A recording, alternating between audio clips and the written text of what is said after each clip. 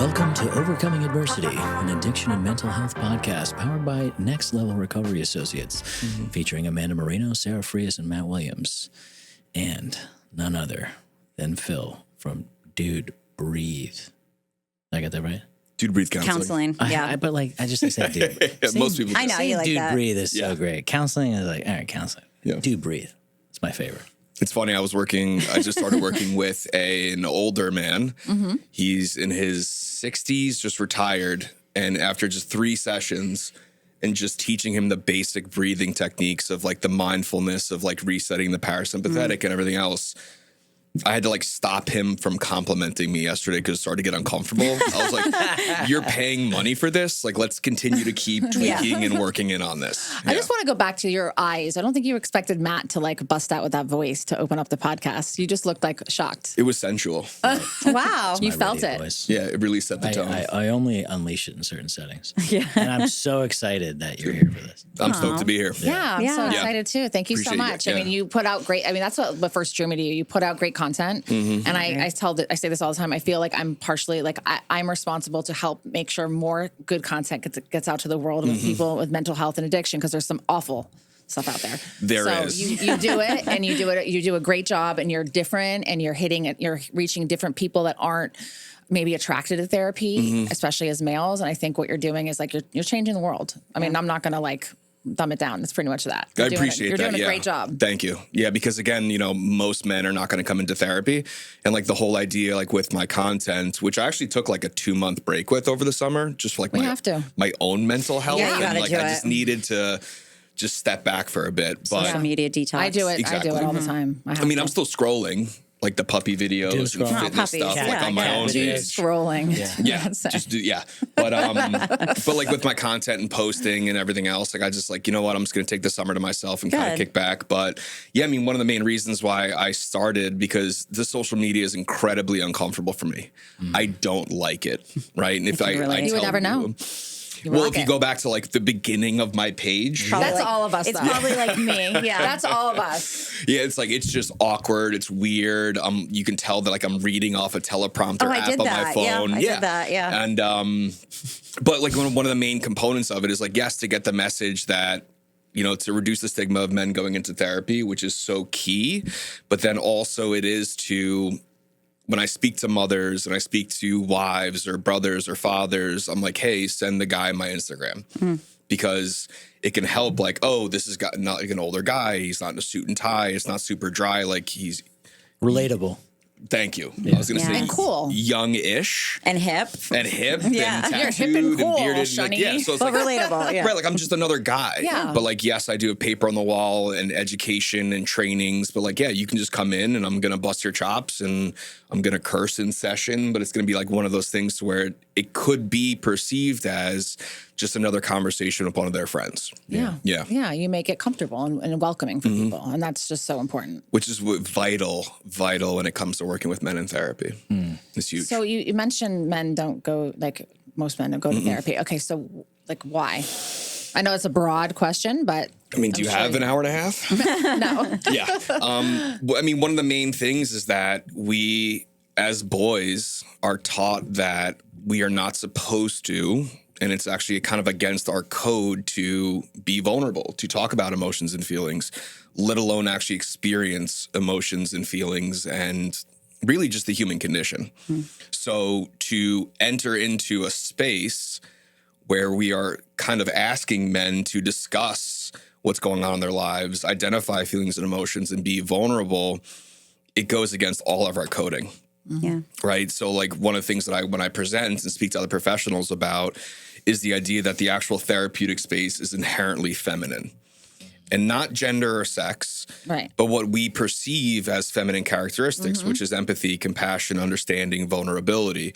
So to ask a guy to come into therapy, into that space, and then to do those things goes against everything that most of us, I speak generally, have been programmed against doing. Yeah. And not just by, I think what you're saying is like, not just how you're raised, but like by society too. Oh, no, that's society. A huge component. Because your parents could even embrace you to have like your vulnerability, but the world teaches you to not be. Yeah, I mean, it's the playground, right? Yeah. If you look at boys and girls, the way that we socialize in the playground, boys are in much larger competitive groups, right?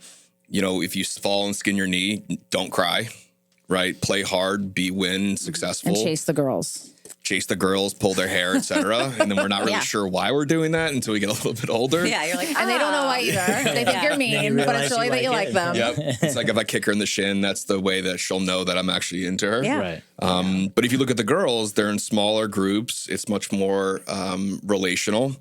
Right. So that emotional intelligence is something that's installed from an early age and it's encouraged. Yeah. Where within men, that emotional intelligence is actually significantly inhibited, even if we do have primary caregivers that are encouraging those things. Yeah. Because it might be safe to do in the home, but not the world.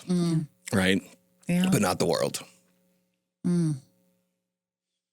I was thinking just when you were talking, I put up a lot for Men's Mental Health Month. And I got a lot of males sending me messages about how while you're putting this up, I don't really think that people really care about men's mental health. That I'm in a relationship with, like, girls say a significant other doesn't want me to be this way. They say they want to be an advocate for men's mental health, but when it's in your inner circle, they don't want it like that. I didn't even, I tried to respond just on my own that, well, I do care about men's mental health and it's important to me. And, you know, with my significant other and my male friends, I'm very much of an advocate of, we're all human beings. We all go through struggles. But one of them specifically kept going about it where I was like, okay, you know, I wanted to be like, okay, maybe you should go to a therapist. Just message him at Dude Breathe Counseling. I know, I was going to. Just send the link. Yeah. I mean, I have a client that I'm working with now who, you know, has told by the woman in his life, man up, like don't be emotional. And like, I guess that's still a big thing. I mean, I don't. That's basically what this guy was saying. I don't live in that world. I love vulnerability in a man. You know what I mean? That's like amazing, but not, you know, is that a big thing still? Like this man up is thing? Because it does come down to these traditional gender roles, right? Like you know, it still is like that very traditional ideal of what we would call idealized masculinity or the Marlboro man mentality, right? I like that. You put your boots on, you go to work, you provide financially, right? Because that's still a major thing. I was talking with the couples counselor who works for me earlier, and the wife has been having to support the family financially because he's been struggling in business. And that's a problem, apparently. For her and him or both? For both. I mean, he has that idea, but I was saying it's like, okay, well, what if it was that the man in business was having to hustle and really grow and really like extend himself further to make the money, but the wife wouldn't have to, we wouldn't be having this conversation because that's like traditional. But there have been times where I have guided men to be more emotionally intelligent, to identify their feelings and emotions, and then also to communicate those to their partner or their feminine or male partner in a healthier way. And it's met with resistance. Because there is like, hey, you need to go to therapy. You have to work on the toxic masculinity, which is the worst. Can I curse? Yeah, the worst fucking stupid label. Yeah. Right? Because again, no one wants to be labeled toxic. Yeah. The phrasing that we prefer is problematic masculinity. Okay. Right? So not toxic, but problematic masculinity. I like that. So she's encouraging him to go to therapy to work on this. Of course, you know, he is labeled the narcissist and toxic masculinity, which again are these pop psychology words that get thrown around left and right. Oh, yeah.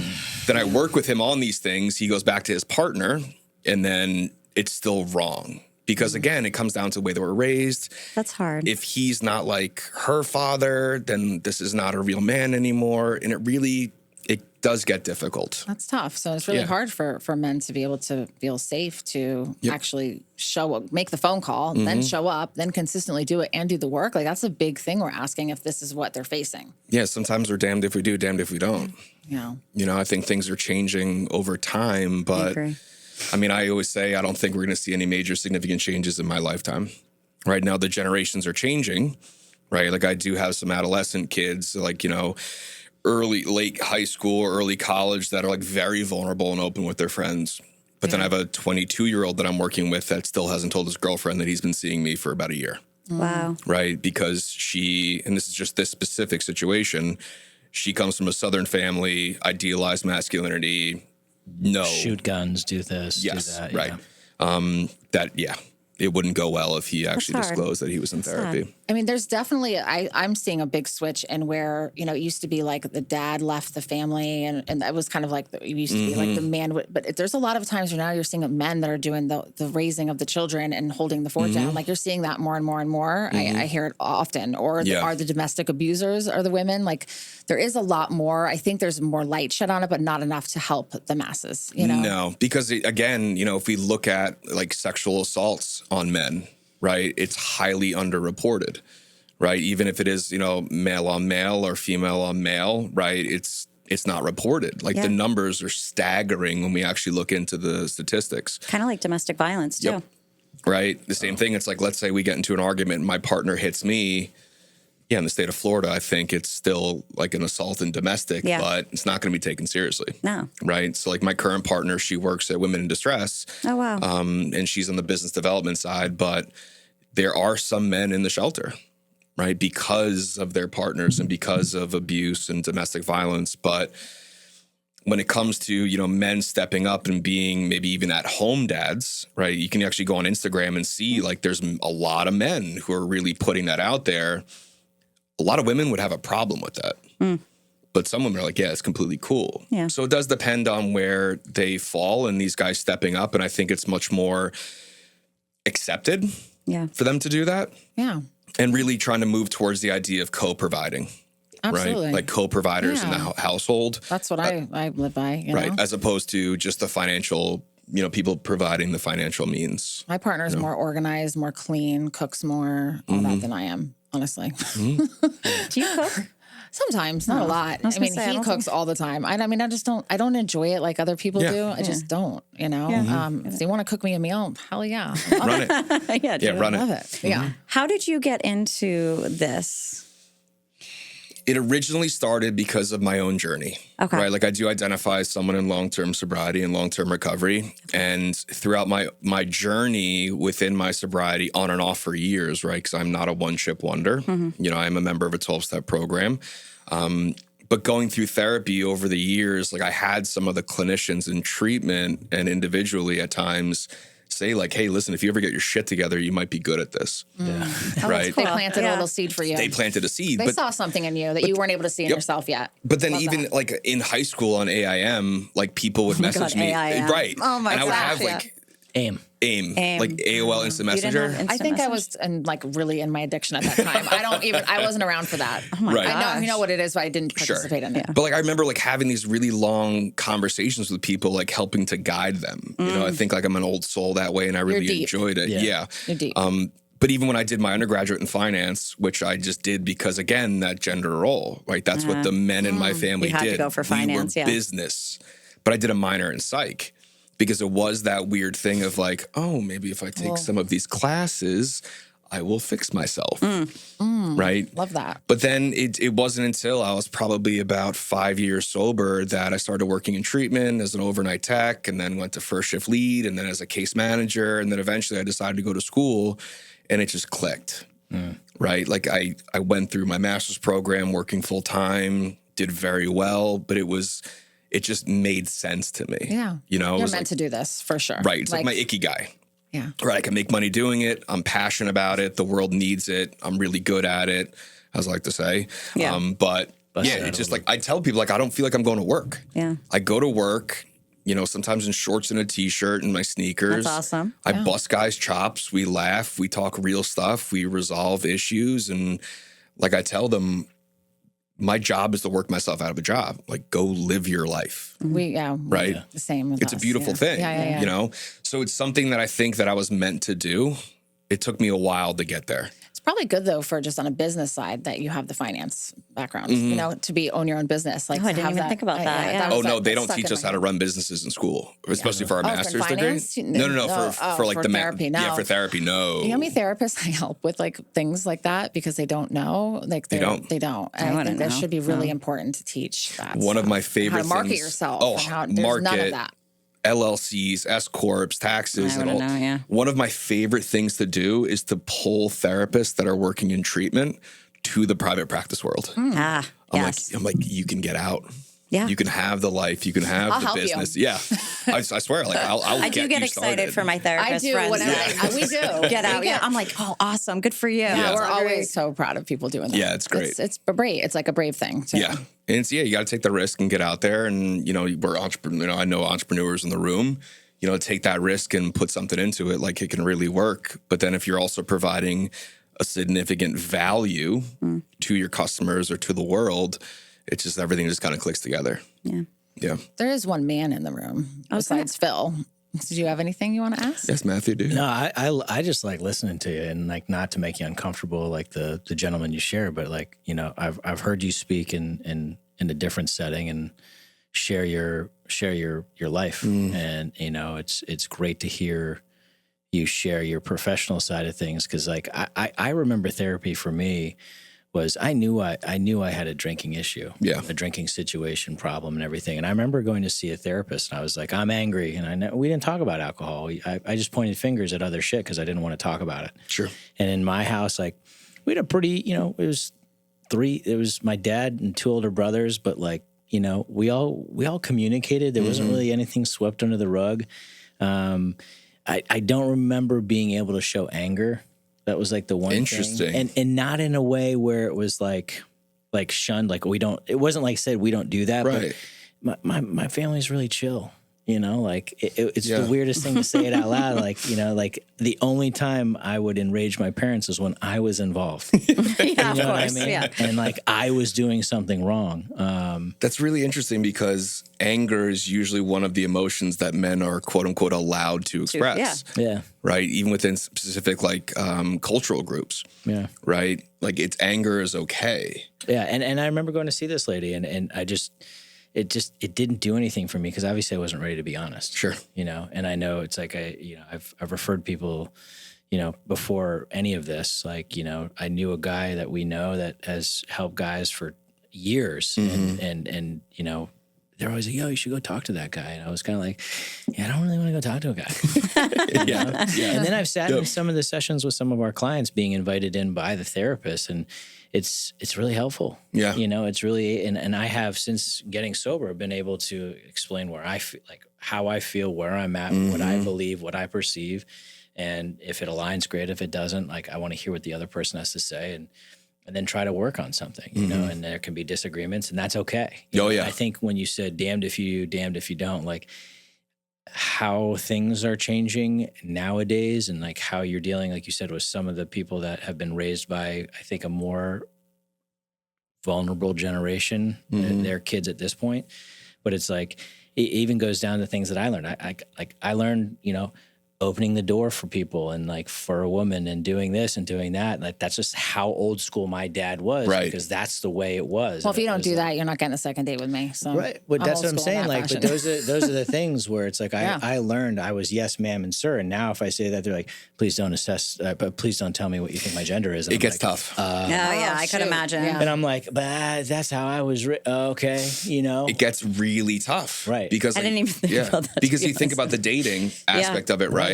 Like some, partners are more old school where they want the male to take the lead, right? And actually like, hey, kiss me. Like you should see my signs. Like in terms of like intimacy and things like that, right? But then like when I was dating and then doing so much of this stuff in the men's work, it was incredibly confusing at times. That makes sense, yeah. Even with the Me Too movement, like if I was dating and I could, I can pick up on signs that, she's into me, it's third or fourth date, et cetera, like maybe it's time for a kiss kind of a thing, right? But what do I do, right? Do I just kiss her and then I run the risk of, hey, like that's not okay. You need to permission and ask for that. God. Yeah. Right. Do you ask her? Right. Do I ask like, hey, I really want to kiss you right now? But then she's Okay. like, well, this guy's kind of a pussy. Like, why why did is he you just kiss asking me? Yeah. Like kind of a thing. Like Damned if you do, damned if you don't. right. And it's incredibly difficult to navigate with like asking for what's the word? Consent. Yeah. As opposed to this, or if I do open a door for, you know, a young lady or anything else like that, I'd be like, well, I'm a woman, I can open the door myself. Right. You know, it's like I don't need you as a man, et cetera. And it gets incredibly difficult, right? I mean, that I'll sounds hold the door. I open the exhausting. door for people. I do- Like, everybody. mean, I feel like that's just a nice thing to The do. rule, like the rule is say is like, hey, listen, if you're going to open the door for, you know, someone who you might, to use the terminology, might be perceived as feminine or as a woman, you do the same for men. So Well, whatever you do that way, you do it for everybody. We'll go places, and Chelsea always like, I'll open the door and she'll walk in, and then like 10 other people will come by, and she'll be like, "Can you just follow me in the restaurant?" Yeah, like stop opening. I'm like, Well, it's kind of awkward though. If you already Yeah. have it open, Yeah. you know. Yeah. No, I get it. Oh man. Yeah, no, you're doing really great work out Thank there, you. and you're making an impact. People are noticing you, you know, and you're helping people, you know, and like I said, you're connecting with this group of people that would probably never seek it out. So what Yeah. your mission is, you're definitely doing it. Like you know, Thank you. I know Thank you. for me, it was important, you know, like. I'm sure this is probably a lot of women encourage the men to go to therapy? Oh, most of the conversations I have for like the initial consultations are My wife had me come. wives Yeah. or anything else. And a lot of the times, like the men who are coming in, it's because something's on fire. She's got one foot out the door. I got the DUI. I'm going to lose my job. I'm thinking about harming myself, et cetera. About like maybe 10 to 15% of the guys that come to see me are like, I just want to work on some stuff. Like everything's okay. I just want to work. I just want to tweak, or hey, I think this might be a problem in the future. So most of the time, Shit's on fire. my wife gave me her card. She's been sending me your Instagram reels for 6 months or a year. Like, fine. Gave you an ultimatum. There Yeah. you Right. go. Yeah. And then they come in, they're like, oh man, I wish I had done this earlier. I'm like, yeah, you know? And I want to touch on that. I know we have a limited time, but I know you say you love your job and you love doing that and you love helping people figure that out. And you've expressed great like respect for what you're doing. What would you tell someone that is on the fence about taking the leap and taking the risk? It's better to do something than to live with the fear of it. Boom. That's what You you're can have looking it for. you can have it weighing on you super hard, but sometimes like ripping off the Band-Aid. Yeah. You know, within, the program I'm a part of, right? You know, with the third step, I can avoid it, or I can go into it and it can go very, very well, or it can go really fucking terribly. But I can look myself in the mirror and understand that I'm held and I'm going to be okay. Yeah. Right. But I can look back and say, you know what, I went for it anyway. Yeah. So it's better to do something than to live with the fear of it. Or you can just continue to keep having that thing in your pocket or weighing on your shoulder for decades and decades, That sounds fun. Yeah, I'm not the one for that. which usually kills us as men. Yeah. Yeah. Yeah. Yeah, Yep. I'm not the one for that. I can't. I just go for it, even if I'm terrified. Yeah. Rip the Band-Aid off. Yeah. But it's terrifying to do that, though. You know, it's the same thing. It It's is. like guys reach out to me, they message me on Instagram. I respond. They don't respond for a month. They but I'm always always come like, back. I'm always there. Yeah. You know, it's like, hey, what's up, dude? Like literally like, yo, hey, dude, what's good? Yeah. Like that's the way I will respond I to a love that. therapeutic, That is amazing. I wonder if some people are like, I you love know? it. No, I love that. Yeah, they do. But then I was like, yeah, but like, okay, yeah, go to my website and see all of the licenses, et cetera, I'm et talking cetera. to you like a normal person. If you don't Right. like yeah. the dude, then you're not for me. Yeah. Right. That's it. How can people find you? Just because we do have to. I wish we could stay and talk a lot longer because Yes. you're awesome, Thank and you. you definitely have to come hang out with us more. I will. And, I you know, absolutely like will. this is my first time like meeting in person. Or no? Yeah, we did the Zoom thing. Yeah, a we while never met in back. person. No, I met him in Yeah. person before you Yeah, did. yeah. Because you get out more than me nowadays. I used to be everywhere at everything for a decade, so I did my dues. Yeah, so people can just Google Dude Breathe Counseling. My business will come up, dudebreathecounseling.com. We offer individual as well as couples counseling. I don't do the couples counseling, but I have someone who works for me that has been trained in the men's work. So we approach the couples counseling from a very different standpoint where that's the cool. men actually feel comfortable. Or my Instagram, which is just at Dude Breathe Counseling. Easy. Or Matt would say, "Dude, breathe." Dude. No, it's Dude Breathe Counseling. I get the branding part. But he liked the dude breathe part. Yeah. I mean, when I say that to people, I'm like, oh, what do you do? It's like, oh, I'm the owner operator of Dude Breathe Counseling. They're like, what? Yeah. Because I don't use the comma or the period at the it's just end. one- No, I just thing. love anything that like breaks the mold. Like, Yes. you know, like we've done that at Next Level. And I think that's what like just drew me to you. Like you're not doing what everyone else is doing. And that is cool. The dude Appreciate vibes. it. Yeah. Yeah. The Thank dude you. vibes. And thank you guys for Thank you. filming with us today. It's been a great day. And you can find us at nextlevelrecoveryassociates.com and you can download and save your favorite episode like this one. Have a great day. Have a great day. Thank you.